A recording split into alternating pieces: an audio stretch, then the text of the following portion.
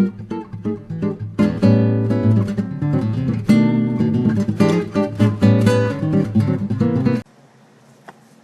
to the international news. This is Andrew Sassina. We will be going back in time to where most people didn't like. We will be talking about 3 people tonight. First, Fidel Castro. Second, Pol Pot. Third, but not least, Mao Zedong. So, these guys were all dictators and tyrants. And also, they were anarchists and radicalists. So, for those of you who don't know what an anarchist is, it is someone who is opposed to all government. A radicalist is someone who believes in extreme change, and that change is beneficial to them, so it helps them. So we have Nick here to talk.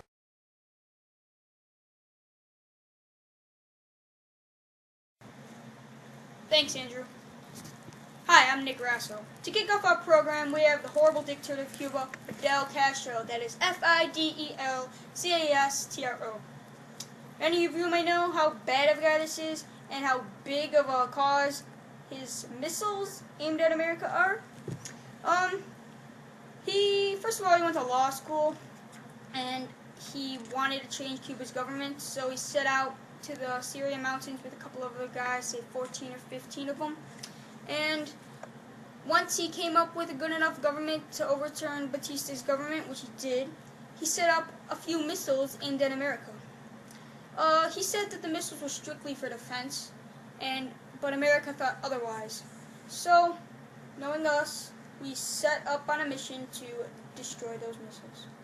This resulted in the Battle of the Bay of Pigs. The U.S. wanted to overthrow Castro from Cuba's government. The U.S. had a plan.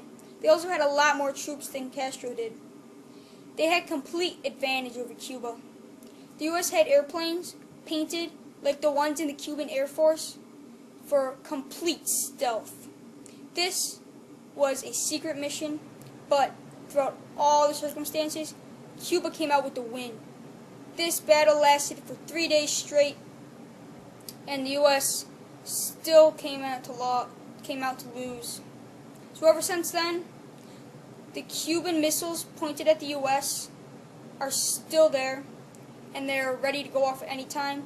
So we have matched them with missiles pointed at them. Ever since the battle, American citizens cannot travel through Cuba through the United States as it is illegal. Since Castro was elected, Cuba highly relied on the Soviet Union. They had trade routes with them, but most of all, Cuba was getting most of its guns, its army, and its missiles pointed at the United States through the Soviet Union. The Soviets were the one supplying Cuba with over half of its supplies. So when the Soviet Union collapsed, it had a huge blow on Castro, and the country of Cuba just went straight down to the ground since then. Just think about it. If Cuba wasn't the crummy country it is, then people wouldn't try to leave the country in the middle of the night and swim 90 miles just to get to the United States. People in Cuba are trapped there because they cannot get out because of Castro's stupid laws and his horrible dictatorship over its country. Okay, our second guy that we will be talking about tonight is Pol Pot. He was the leader of Cambodia. He is known for bringing his country back to the year 0. You must hate your country if you're going to bring them back to the year 0. He led this group called Khmer Rouge against the government of Lon Nol. He is crazy at sometimes in his life, but at others in his younger years, he was perfectly normal. Went to London, went to school, then didn't like it. So he came back to Cambodia, and that's when it all started. This is the time that he was cruel, evil, crazy. He killed 1.5 million people during his country when he was ruling. That may not seem a lot, but for the United States, that does not seem like a lot at all. But for him, that was 1/3 of his country at the time. And then he forced 2 million people out to the countryside. Not just his country, surrounding towns. To the countryside, and they worked for 2 days straight. Work, work, work. And that's it. And that's all they did for those 2 days. So, he went to hiding with 10,000 guys on the border of Cambodia and Thailand. He didn't like how his country was talking to other countries, so he made them isolated. Wasn't allowed to talk to any other country. So that would be for America. We weren't allowed to talk to Mexico, Canada, China. How would we get our goods? Think about that. Then he didn't like how his people could just do whatever they want. So he made them a farming society. That's just crazy. So from this video, I hope that you take that Pol Pot is crazy, evil man. Next up, we have Mao Zedong. This guy was absolutely terrible. When elected, he tried to change China forever, which he did. But as we all know, it was in a bad way.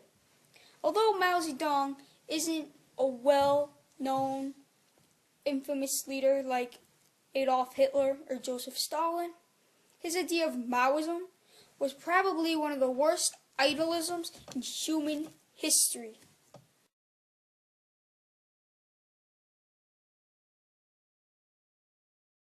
Maoism was a long sort of a way to create a fair and equal society, but is much more aggressive form of communism led to the starvation of millions and his all-over effect, not just China, but the world, left over 70 million people dead. That is innocent people too.